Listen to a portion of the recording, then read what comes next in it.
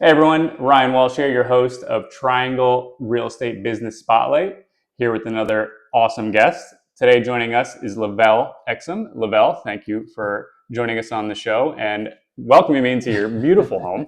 I always meet people wherever they want me to, so I really appreciate your kindness of inviting me to your home. That means a lot, so thank you. Sure, Ryan. Welcome, sir. Yes, sir. All right. So now I'm not going to steal Lavell's spotlight here, but he has been doing this for 52 years. Okay. So there's going to be a lot of information that we're about to get from him. But let's hear his story. So, Lavell, please kick us off with how you got into real estate 52 years ago. Well, Ryan, in 1973, I applied for law school and thought that if I did not get into law school, I would go into real estate. So while I was waiting to be accepted in law school, I got a real estate license and was going to do real estate if I didn't get into law school. So I was into law school and had a real estate license. And so I started buying houses. While you're getting your law degree? Yes, okay. yes, while getting a law degree.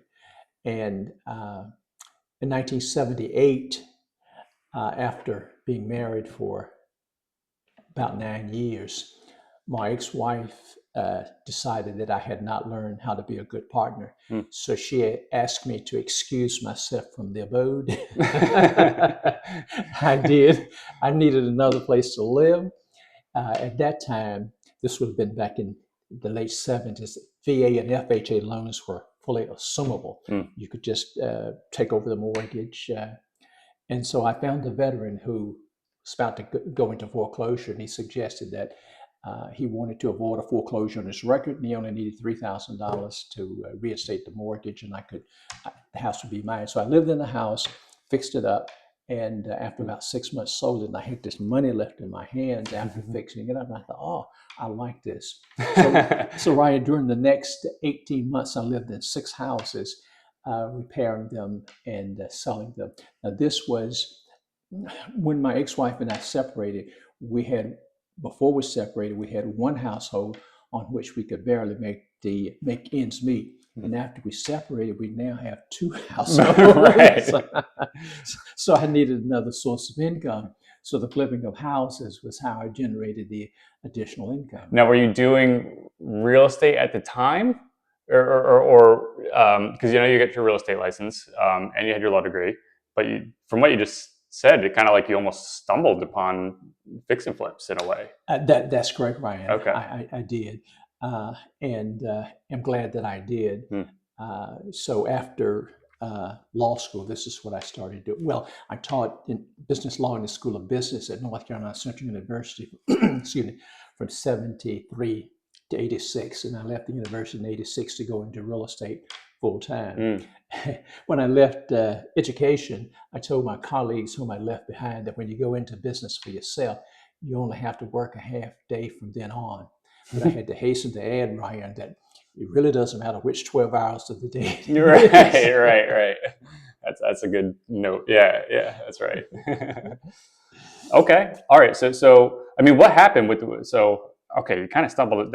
That's a wild introduction because mostly people looking to do it now, information is different than it was in the 70s, right? I mean, was flipping even a thing, or did you kind of just say, "Hey, this worked. I'm going to do it again"? Well, not per se. There was a fellow named Mark O'Harrelson who was very big into helping investors buy rental properties.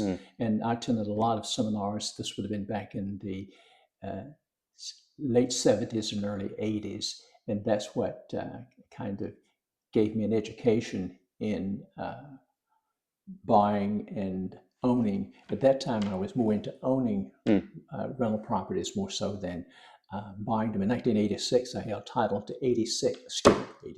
In 86, I held title to 26 properties. Wow. And that's a very interesting time when it comes to interest rates. Right. During the 18%, Ryan, is the highest I've ever paid interest. Wow. And that was back, gosh, I think it was about the early 80s. Then in the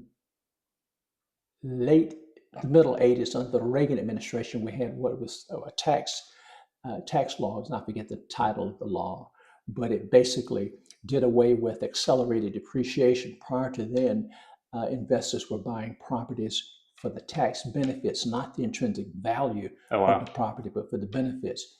So once the government did away with accelerated depreciation, in my opinion, it devalued property about 20%. Of course, if you're an investor holding property, you don't want to admit, hey, I just lost 20%. Mm-hmm. But that's actually what happened. And so shortly after that, the country went into a recession and we lost over 1,000 savings, or nearly 1,000 savings and loans in the country went out of business. And after that, the government created what was called the Resolution Trust Corporation to dispose of the assets of the failed savings and loans. And this would have been about 92 that a partner and I bought 7 office condos here in Durham to start gearing up again with rental or investment properties. So what happened then? And I'm asking because right now we're at an unprecedented time with what's going on in real estate. But obviously, you decided to make moves. So what did you see at that time, saying, "Hey, let's get more assets right now"? Was there something that you identified that said now's a good time to invest?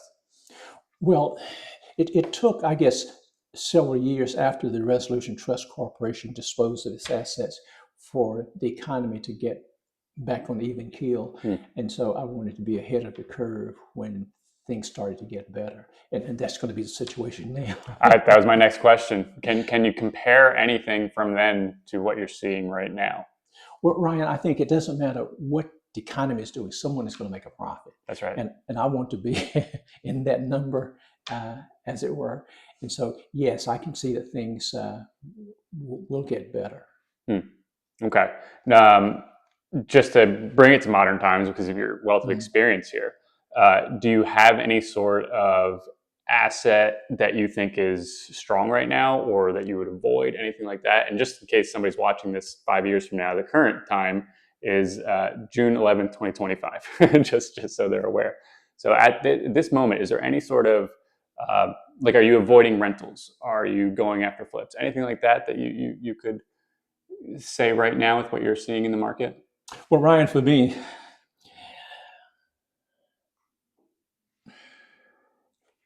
rental property is the way to go. And why do I say that? Fewer people are wanting to own their own home these days. Most single people will pay the landlord 25% of everything they bring home.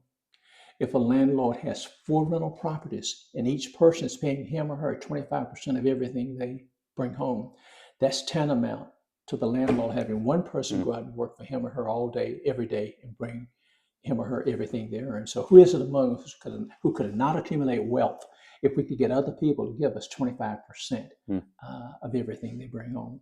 And so I see more and more, it boggles my mind sometimes, Ryan, to see that so many people do not want to own a property. Sometimes I hear the excuse, well, if I rent, the landlord will come in and fix the refrigerator or fix the garbage disposal. And I'm thinking, well, where do you think the landlord is going to get the money? Right. You're just paying for it over time. Yes.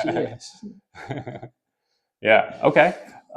Okay. Now, I do kind of want to. I know fix and flip is a big thing of yours. So,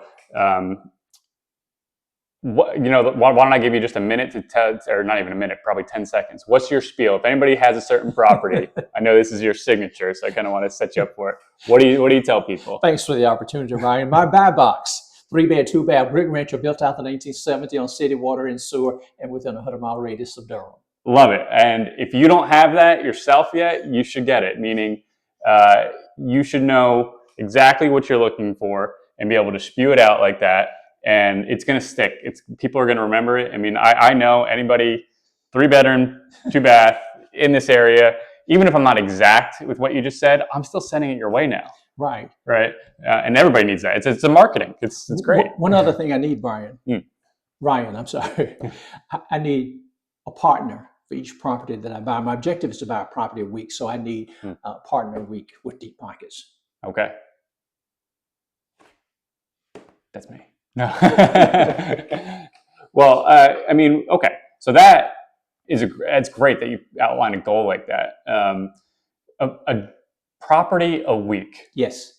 Now, how has that been going? For the last 3 weeks, it's been going great. Hmm. I was able to buy a house last week in Rocky Mount. The week before that, I bought another in Rocky Mount. Yesterday, I upset a bid on the property that I bidded on 3 weeks ago, and I expect to get that one. Tomorrow, I'll go to Fayetteville to look at a property, and then from Fayetteville to Rocky Mount to look at a property. So all the people who are saying there's no deals out there right now, what do you say to them? If you think you can, or if you think you can't, you're probably right. Mm-hmm. Now, you've been doing this for 52 years. 52 years. I'm not that old. I just got started early. Awesome. How true has that saying been for you this entire I'm sorry. time? How true has that been for you? Has there ever been a time where no matter how hard you went after it, it didn't work? Ryan, every problem has a solution. And if you were God and giving out solutions to problems, would you give $1 million solution to a person who has a $10 problem?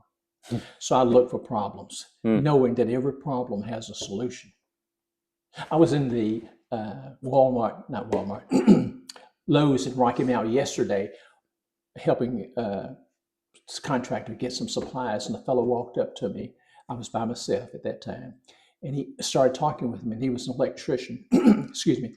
So Ryan, I take to it, and he was looking for work. And I asked him, why did you stop me? I don't have a card. I'm just walking. And he said, I don't know. So I'm of the opinion, Ryan, that which we seek is seeking us. And so if we, I guess it's probably more than a positive mental attitude, but if we take the position that the universe will favor us with hunches or ideas of people, places, and circumstances to make real that which we imagine. Now, Lavell, I know you have not heard my other interviews, but what I can tell you is I interview successful people and who, you've been doing this for a long time, and you all echo the same thing. It really is. It's a mindset thing more than anything, and the universe puts people, situations in front of you that solve it for you. Let me ask you. You went after your law degree, so you do have a level of intelligence, but do you find yourself to be a genius compared to other people? Heck no. Okay. Do you find yourself to be a harder worker? That's an interesting question. I'm just going to put it a harder worker. I'll deal with that. Okay. I'll deal with that. Yeah. Ryan, I don't have a spouse. I don't have children. I don't have dogs, cats. So I'm free to go wherever I want within that 100-mile radius of Durham. And I carry some clothes in the car. And if I choose to stay in a hotel, actually, I have one house in Rocky Mount that I'll get a blow-up mattress to put in that house. So if I need to stay overnight there, I'll do it. That's awesome. Okay. So basically, you can focus on whatever it is that you desire. And I don't want to put words in your mouth, so you tell me if this is true or not. But you have found in your experience, whenever you're going after something, you may not know how it's going to work, but God-giving or however, whatever your beliefs may be, it finds a way to happen. Would you say that's accurate? Ryan, our imagination is a prayer for what we want. If we can imagine it, we can achieve it with this power. As you've done, right? Meaning this isn't just hypothetical. This is true. This is true. I mean, the universe tends to. Have you ever had a strike that you're interviewing me? Sometimes I will ask people if they've ever had a hunch, an idea about how to have, do, or be something, and they will say yes. And I will ask, well, where does the hunch come from? Chances are, Ryan, we get hunches and ideas about things we intently focused on having, doing, or being. So if we're not intently focused on having, doing, or being something, the universe is less inclined to favor us with hunches and ideas about how to make something happen. Yeah, I find it interesting how this is honestly where most of my interviews lead to. At first people usually just drop it lightly, saying like, I don't want people to be turned off with what I'm saying. or whatever you think. But it really is just the mentally dreaming it and believing you can get it, and it happens. Ryan, you probably have heard a basketball player say, "I was in my zone." Mm. And chances are that person is intently focused on his or her game. And so for us, for all of us, if we find something that we can intently focus on, the universe will tend to favor us. Now, oftentimes in real estate, people refer to some of the events that we attend as networking events, but I prefer to see them as practice sessions. Mm. It doesn't matter too much what sport a person plays, basketball, football, soccer, lacrosse, chess, tennis. Chances are the more they practice their sport, the better they will become at it. And so it's easier to get in the zone when you practice Sure. your sport. You can't very well practice. If you're not practice basketball, how can you get in the zone? So can you help expand on that? What do you mean by the networking events being a practice session? Well, Ryan, everything is a matter of how we see it. If we have to compare, it's easier to make progress if we can compare one situation with another. For example, if I were to ask you to place your hand palm down on this table and ask you if it's warm or cool, you give me an answer. But chances are that answer would be different or would differ if you were to put your hand around a cold glass of water, because nothing means anything to us until we have something with which to compare it. It's in essence Sure. what I'm saying. I forget the question you asked me. Well, going to the networking events. Okay, You yeah. said you see it as practice. Yes, yeah. I see it as practice because I want to get better at it. I attend 3 practice sessions a week. That's what I do. I want to get better at my game, and the more I practice, the easier it is for the universe to favor me with hunches and ideas. So would you say that the practice is talking to other people so you can clearly communicate what it is that you're going after or how you can help other people, and you just see the hunches and ideas starting to come together? Is that part of the practice of networking? Ryan, I forget who said it, but there was a fellow, I don't know, maybe I heard it 30 years ago, who said that if you help enough other people, if you help enough other people get out of life what it is that they want, you'll be taken care of in the process. And so every third Saturday of the month, I do a free fix and flip tour, typically of 3 or 4 houses in Rocky Mount for beginning investors. And as a result of that, I get people wanting to partner with me or finding houses that they would. Yeah, I mean, Lavell, let's that's a really good segue. So what is it? Who should reach out to you? Let's start with that. So meaning, people who are watching this, they're learning. I think you'd be a great person to help somebody get their mindset where it should be. And obviously, you just mentioned that you do free fix and flip touring, which is, I mean, incredible. Please contact Lavell. So Lavell, how can people contact you? Ryan, my telephone number is 919-801-1176.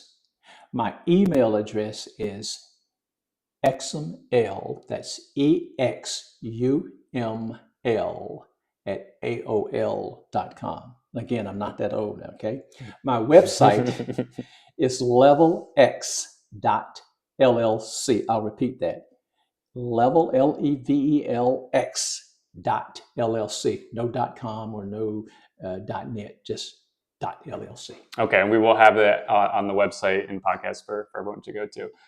So if you could, real quick, what happens when somebody joins the free fix and flip tour that you do? What is it that they're going to learn there? Well, Ryan, what I'm hoping that a person will learn is whether they have a burning desire to engage in real estate or whether they are just exploring the possibility. At the seminars, the person will have a chance to talk with the contractors, or that contractor may be a general contractor, electrician, plumber, a roofer.